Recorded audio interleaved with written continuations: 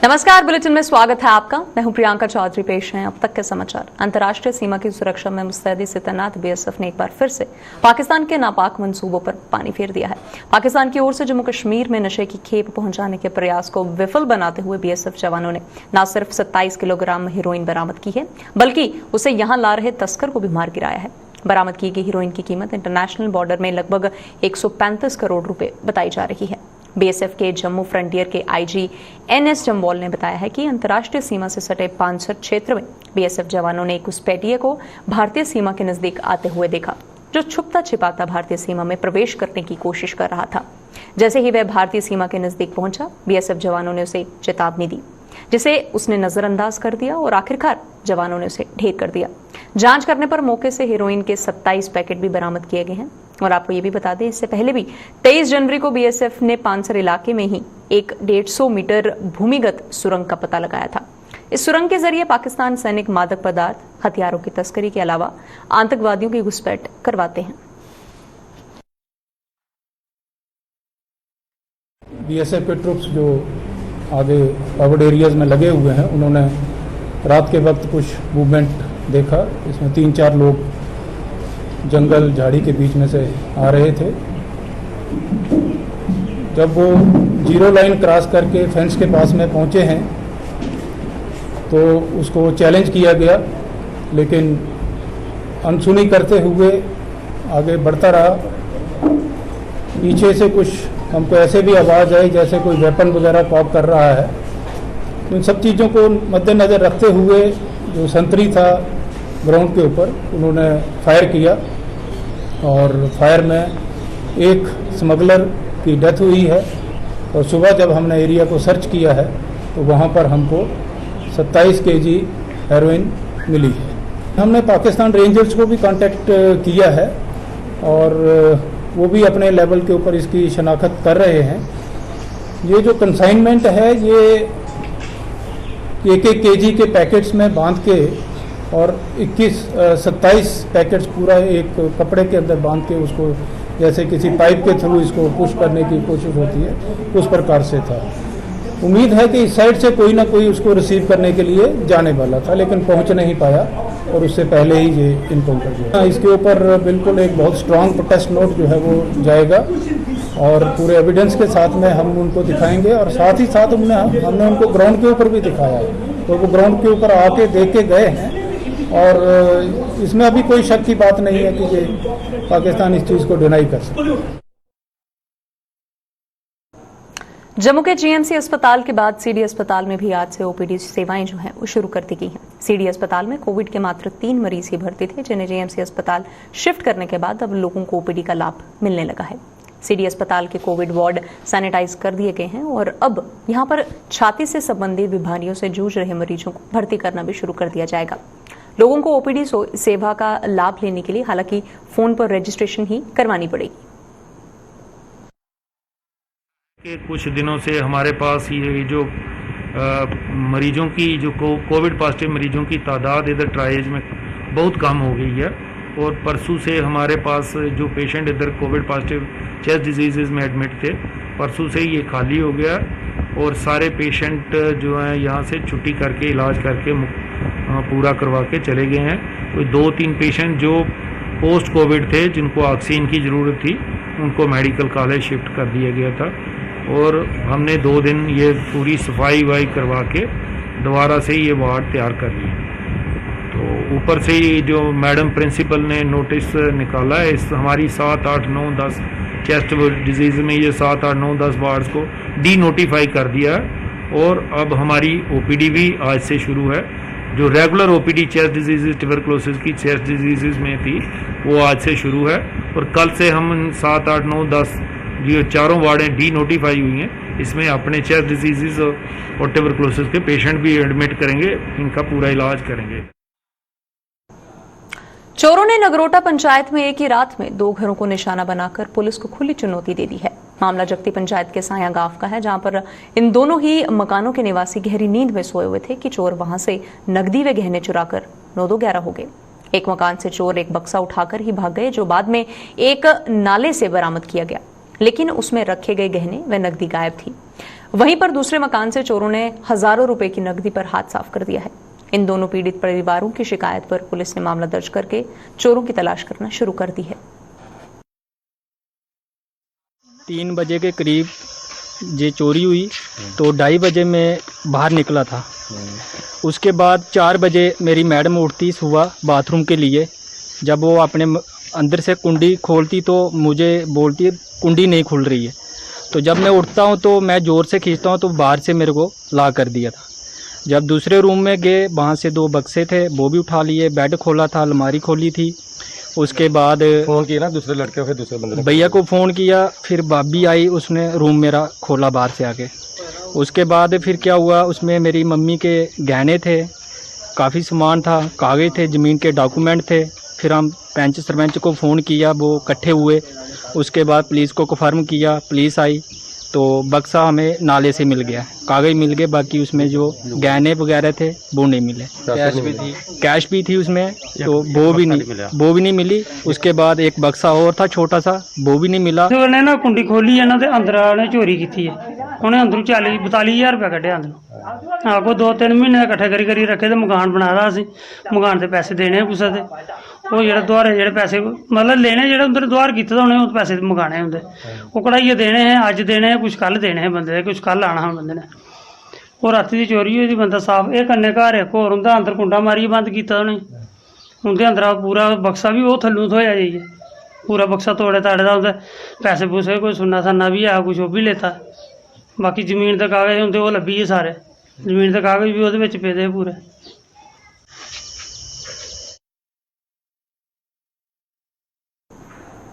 भारतीय जनसंघ के संस्थापक और देश में एक विधान, एक निशान और एक प्रधान की लड़ाई लड़ते हुए जम्मू कश्मीर में आकर अपने प्राणों की आहुति देने वाले डॉक्टर श्यामा प्रसाद मुखर्जी को आज उनकी पुण्यतिथि पर याद किया गया है। भाजपा ने जगह जगह कार्यक्रमों का आयोजन करके आज उनका बलिदान दिवस मनाया है। इस संबंध में आज भाजपा के सुचेतगढ़ मंडल ने पार्टी के प्रदेश उपाध्यक्ष श्यामलाल चौधरी की अगुवाई में आयोजित एक कार्यक्रम के दौरान डॉक्टर श्यामा प्रसाद मुखर्जी को नमन किया। दूसरी ओर भाजपा की बिश्नाई इकाई ने भी डॉक्टर श्यामा प्रसाद को बलिदान दिवस पर श्रद्धांजलि दी है।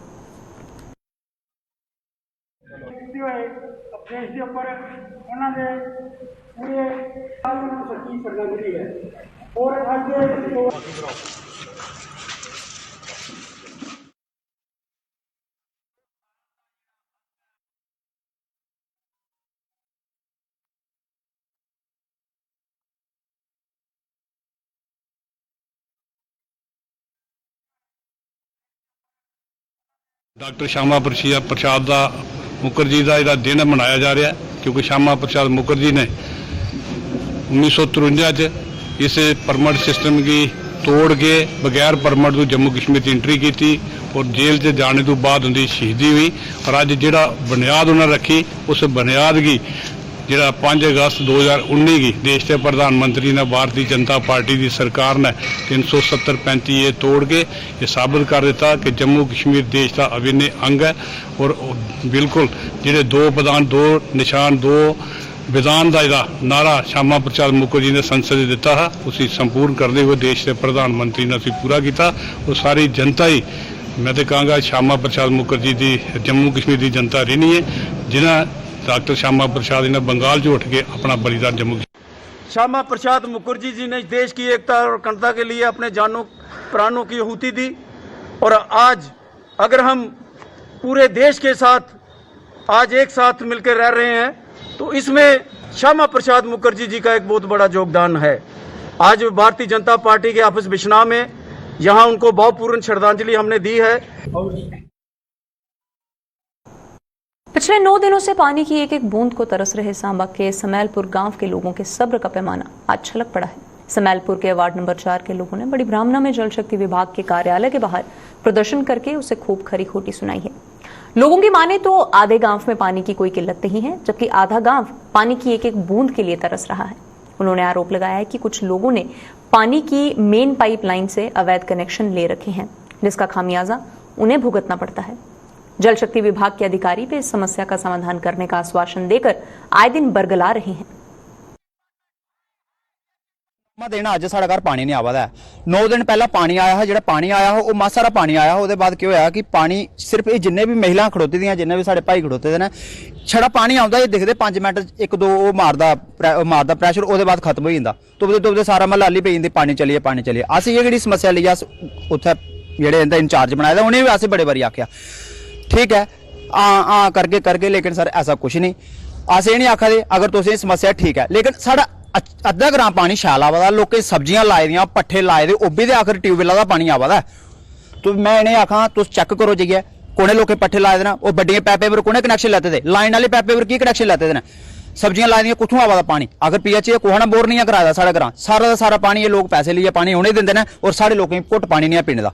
अस ये डिमांड करने कि तुस फील्ड में जाओ और साढ़े घर जाइए चेक करो की नहीं पानी आवा दा, प्रॉब्लम क्या है, कुत्थों लीक आना, केह् होआ दा केह् नहीं होआ दा। और इन्हें अस आखना कि तुस चलो। अपना रोजगार खो बैठे जम्मू के शराब के पुराने कारोबारियों ने नई एक्साइज पॉलिसी का विरोध करते हुए उन पर आरोप भी लगाया है कि सरकार ने 224 लाइसेंस धारकों के पेट पर लात मारकर ये कारोबार मात्र 5 लोगों के हवाले ही कर दिया है। वाइन ट्रेडर्स एसोसिएशन ने दावा किया है कि सरकार ने लाइसेंस धारकों से जितना मुनाफा होने का दावा कर रही है वो भी सरासर झूठ है। शराब की 228 दुकानों की नीलामी हुई थी, जिनमें से मात्र 100 ही खुल पाई हैं। 24 लोगों की रोजी रोटी छीन के 5 लोगों के पास पूरा ट्रेड उन्होंने सौंप दिया है। यूपी का एक कॉन्ट्रैक्टर जिसने 130 के करीब लाइसेंस ले लिए हैं, एक ऐसा कॉन्ट्रैक्टर है जिसके पास 48 के करीब लाइसेंस है। तो ये 224 को बेरोजगार करके सारा ट्रेड जो इन्होंने 5 लाइसेंसियों के हवाले कर दिया है। और 140 करोड़ की ये जो बात कर रही है सरकार, इनका रेवेन्यू बिडिंग का 100 करोड़ से भी नीचे आ गया है, क्योंकि कम से कम 40 बिडर जो है उन्होंने अपनी बिड जो है सरेंडर कर दी है, तो इतना रेवेन्यू नहीं मिला है। 228 दुकानों की ऑक्शन हुई है, उसमें सिर्फ 100 दुकान खुली है, बाकी दुकानें नहीं खुल रही हैं। लोग ऑब्जेक्शन जगह जगह ऑब्जेक्शन कर रहे हैं। आपको मालूम बीएसएफ और सीआईएसएफ के अभ्यर्थियों ने दिल्ली में कल होने जा रही सर्वदलीय बैठक में प्रधानमंत्री के समक्ष अपना मुद्दा उठाने की मांग की है। भाजपा पर विफरे इन अभ्यर्थियों ने आज एक बार फिर से पार्टी के जम्मू मुख्यालय के बाहर प्रदर्शन किया है और सर्वदलीय बैठक में भाग लेने वाले भाजपा नेताओं से प्रधानमंत्री तक उनकी आवाज पहुंचाने की मांग भी की है।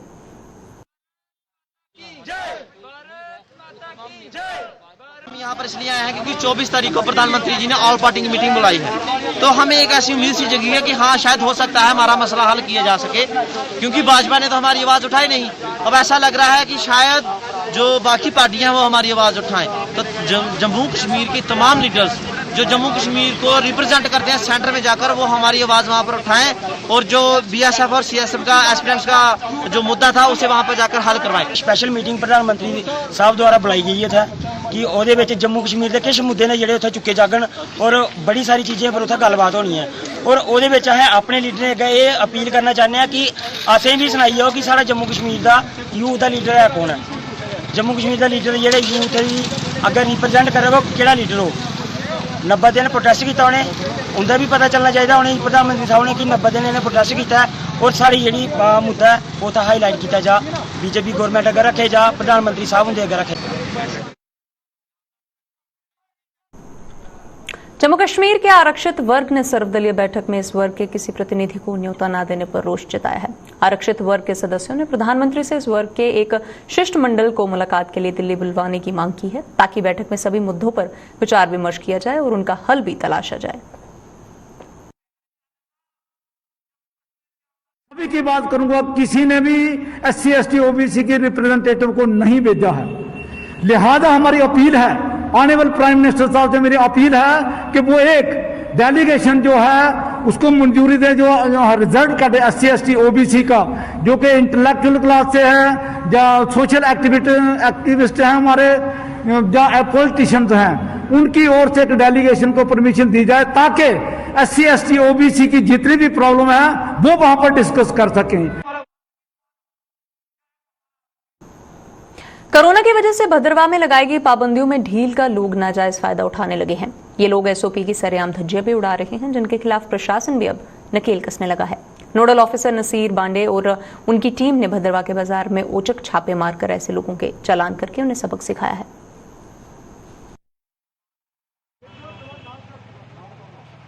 जो है बिल्कुल जो है जैसे वो कहते हैं ना, वो बिल्कुल जैसे कोई जेल से छोड़ देते हैं किसी को, बिल्कुल वैसा ही हमें नजर आ रहा है। यहाँ पे कोई एसओपी नहीं, कोई सोशल डिस्टेंसिंग नहीं, कोई क्या कहते हैं मास्क नहीं, कोई कुछ नहीं। तो इसलिए हमें मजबूरन आना पड़ा। हमने मतलब कल जब हमने देखा बाजार में, मुझे लगता है 50% लोग जो थे विदाउट मास्क थे और एक के ऊपर चढ़ रहे थे। इतना रश था, कोई भी एसओपी का जो है फॉलो नहीं कर रहा था। इसी रिलेटेड आज हमने ड्राइव किया है। तो हमारे साथ ये पुलिस की भी है, हमारे साथ सब इंस्पेक्टर साहब हैं यहाँ पे, बाकी अलकरान भी है और हमारे साथ जो ड्यूटी पे टीचर्स हैं उनको भी यहाँ तैनात किया गया, वो भी है। तो हमने एक ड्राइव शुरू किया है। तो अभी तक जो है हमने वो जिसको भी हम वायलेटर को देख रहे हैं, शायद आपने भी देखा होगा थोड़ा बहुत, हम किसी को स्पेयर नहीं कर रहे हैं, तो उनको हम चालान कर रहे हैं। हम यही चाहते हैं कि कम से कम ये बीमारी जो है ये किसी को पोष कर नहीं आती है।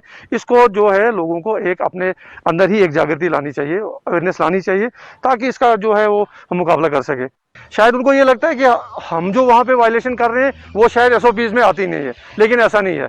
गाड़ी में भी अगर विदाउट मास्क है वो भी वायलेटर है और हम उसको भी स्पेयर नहीं कर। जम्मू सूबे के जाने माने पर्यटन स्थल मानसर के विकास के लिए भले ही करोड़ों रुपए के फंड जारी किए गए हैं, लेकिन अभी तक जमीनी सतह पर कोई भी काम नहीं हो पाया है। कोरोना की दूसरी लहर को भी इसके लिए जिम्मेदार माना जा रहा है, लेकिन अब चूंकि महामारी का प्रकोप काफी हद तक कम हो चुका है, लेकिन इसके बावजूद भी यहाँ पर आने वाले पर्यटकों को निराशा ही हाथ लगती है। अगर विकास की बात की जाए तो मानसर में कुछ तब्दीली नहीं दिख रही है। टूटे फूटे घाट, गंदगी से भरे टूटे फूटे शौचालय और झील के आसपास फैली गंदगी इसका जीता जागता सबूत है। कुल मिलाकर अभी तक मानसर विकास से कोसों दूर है। सर अभी तक जो हमारी सेंट्रल गवर्नमेंट है उन्होंने खाली फंडिंग की हुई है 200 करोड़ की, लेकिन अभी 1-2 पार्किंग का काम हुआ है टोटल अभी तक। उसके बाद कोरोना आ गया, कोरोना के दौरान कोई काम हो नहीं सका।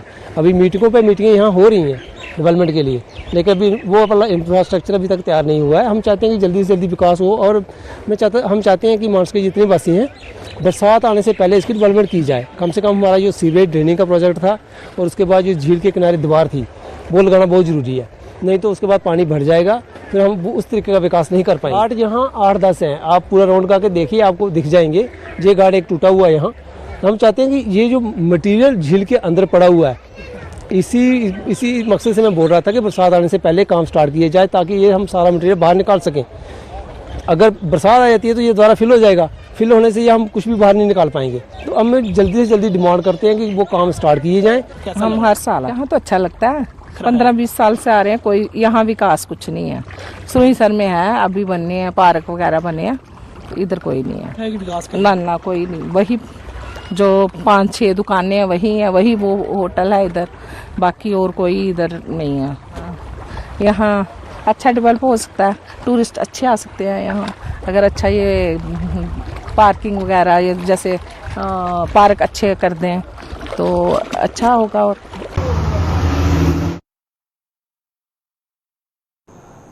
कुपकार अलायंस में शामिल पीडीपी द्वारा एक बार फिर से पाकिस्तान का रागा लापे जाने से जनता में बेहद गुस्सा देखा जा रहा है और पीडीपी अध्यक्ष महबूबा मुफ्ती के इस बयान की चारों ओर निंदा भी की जा रही है। जम्मू में आज डोगरा फ्रंट में प्रदर्शन करते हुए महबूबा मुफ्ती का पुतला भी जलाया है और इस पूरे मामले पर क्या कुछ कहना है फ्रंट के नेताओं का, आइए आपको बताते हैं।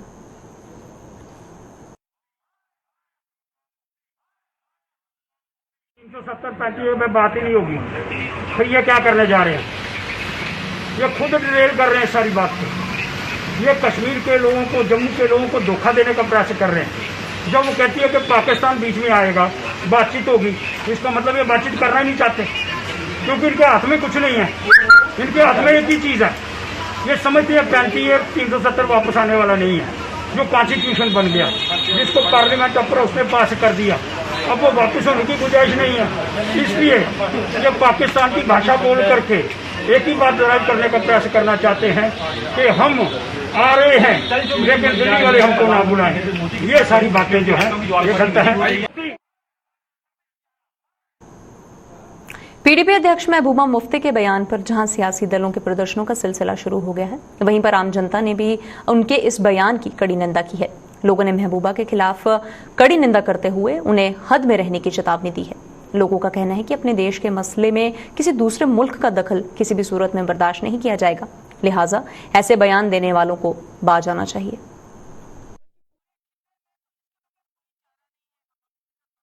देखिए, ये मसला हमारी कंट्री का, हमारे लोगों का, हमारे देश का है और दूसरी कंट्री का नहीं है। पाकिस्तान से हमने बात क्यों करनी है? कौन है पाकिस्तान?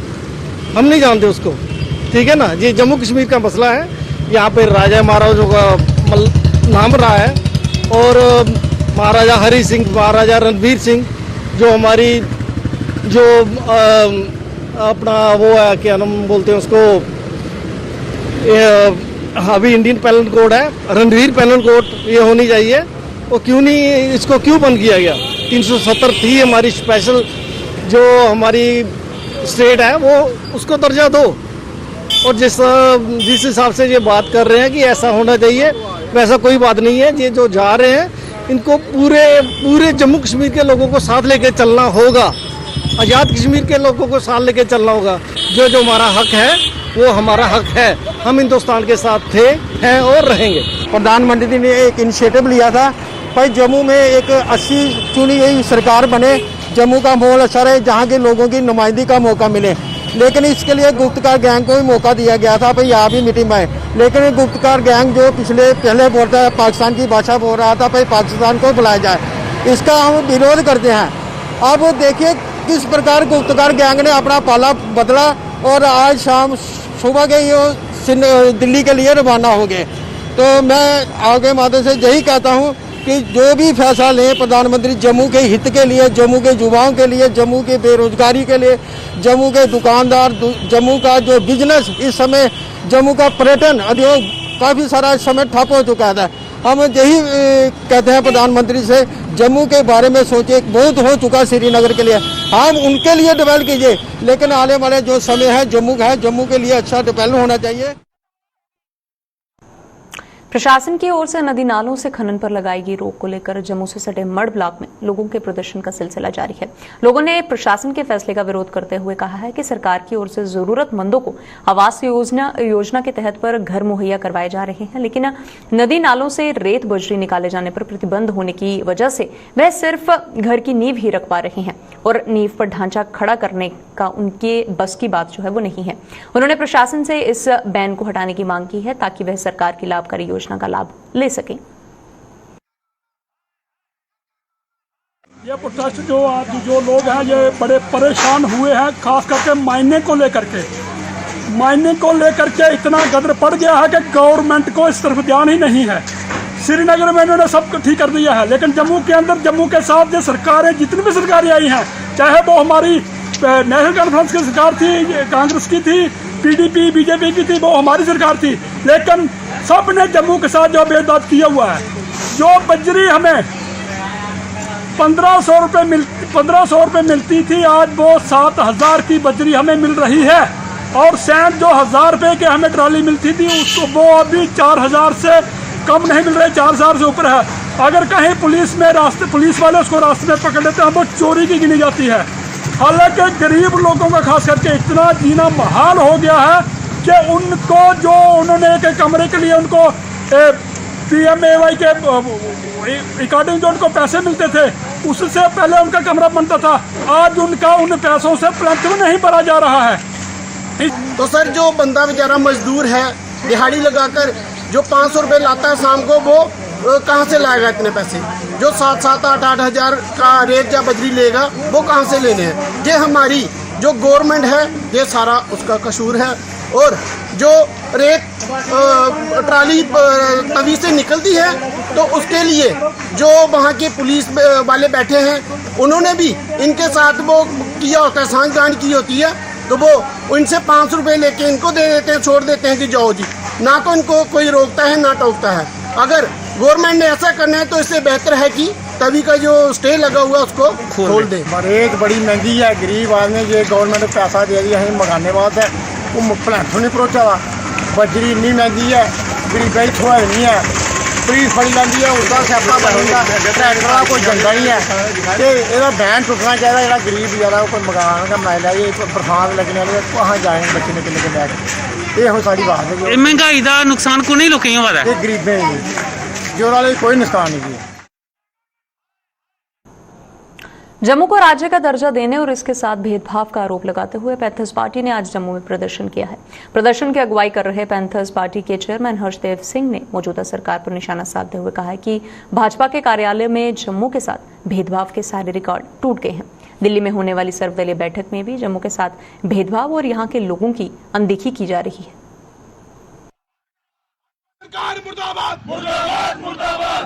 कल महबूबा मुफ्ती ने एक बार फिर पाकिस्तान का राग अलापा और किलिंग हुई कश्मीर के अंदर।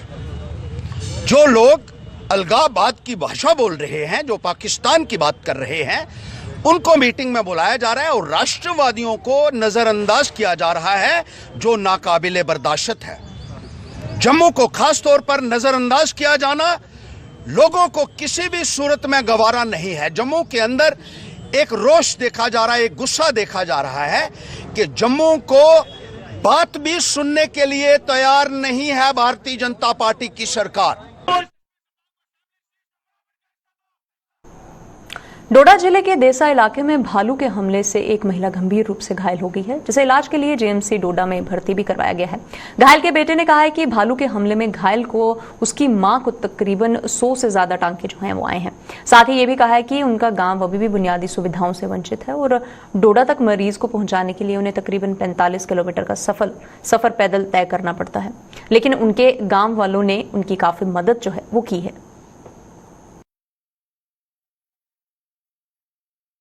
वहाँ पे 3-4 लेडीज थी वहाँ पे, तो वहाँ पे भालू ने अटैक किया मम्मी को और मम्मी थे आगे सबसे, कोई जहाँ पे हमारा स्टाफ है गायों का, तो कोई 15 मिनट लगते हैं वहाँ से। तो सर वहाँ पे भालू ने अटैक किया मम्मी को, कम से 150 प्लस टाँके डॉक्टर साहब ने बोले कि हमने गिने नहीं, डॉक्टर साहब ने बोले कि 150 प्लस टाँके लगे। तो किस तरह से ट्रीटमेंट गवर्नमेंट मेडिकल कॉलेज डोडा में चल रहा है? गवर्नमेंट मेडिकल कॉलेज में सर इधर तो सर दवाई बाहर से लेनी पड़ती है बीच बीच में। हम 12 बजे इधर डोडा में पहुंचे सर, बहुत कम से कम से अंदाज़ा नहीं लगता है, मगर कोई 40-45 किलोमीटर से भी दूर होगा मेरे ख्याल में पैदल। तो सर उल्टी चारपाई करके तो कम से कम 100 आदमी आए हुए थे, बहुत हेल्प की गाँव वालों ने। जी सर बहुत सारी डिमांडें की, जैसे लाइट हो गई, पानी हो गया, ये हेल्थ के बारे में, फिर रोड के बारे में सर, बहुत सारी ये सोलर लाइटें हैं उनके बारे में सर बहुत सारी डिमांडें की सर। कोई कुछ नहीं हमारे पास पहुंच रहा है, खाली जब वोटिंग का टाइम आता है तो तब हमारे पास वोट मांगने आ जाते हैं। पुंछ जिले की मंडी तहसील के साथरा ब्लॉक के गांव फतेहपुर सहित कई अन्य गांव ऐसे भी हैं जहां पर आज भी सड़कें जो हैं वो बद से बदतर हो चुकी हालत में है और उनका सुधार भी नहीं हो पाया है। गांव फतेहपुर को मंडी मुख्यालय के साथ जोड़ने वाली सड़क का वर्षों बीत जाने के बाद भी निर्माण कार्य पूरा न होने से इस इलाके के लोगों में बेहद रोष है। उनका कहना है कि कई वर्ष बीत जाने के बावजूद भी इस सड़क का काम मात्र कटाई तक ही सीमित रहा है। यही वजह है कि इस सड़क पर ना तो गाड़ियां सही ढंग से चल पा रही हैं और पैदल चलना भी अब तो मुमकिन नहीं है। रोड की तरफ देखा जाए और रोड का हाल देखा जाए कि यहाँ से वो गरीब लोग जो मंडी से चलकर यहाँ तक आते हैं, सामान उठाकर लाते हैं, गाड़ी का कोई नज़म नहीं। इसलिए मेरी यही रिक्वेस्ट है कि हुकूमत वक्त हमारी इस रोड की तरफ तवज्जो दे और ख़ास तौर पर इंतज़ामिया जो हमारे डिस्ट्रिक्ट पुंछ के डीसी साहब हैं और यहाँ के जो बड़े लोग हैं वो हमारे इस रोड की तरफ तवज्जो दें। हमें ये मुश्किल है कि 10 साल से हमारी इस रोड की खस्ता हालत है और हम बहुत परेशानी यहाँ से, और बहुत खड्डे पड़े हैं और रोड ही डाली थी वो भी सब निकल गई है रोड से, तो बहुत परेशानी है सर रोड की। तो क्या कहेंगे सर हुकूमत वक्त से हम यही कहेंगे कि हमारी इस रोड का रिपेयर किया जाए और हमारी इस परेशानी का हल निकालें। बुलेटिन में फिलहाल इतना ही। आप बने रहिए हमारे साथ। नमस्कार।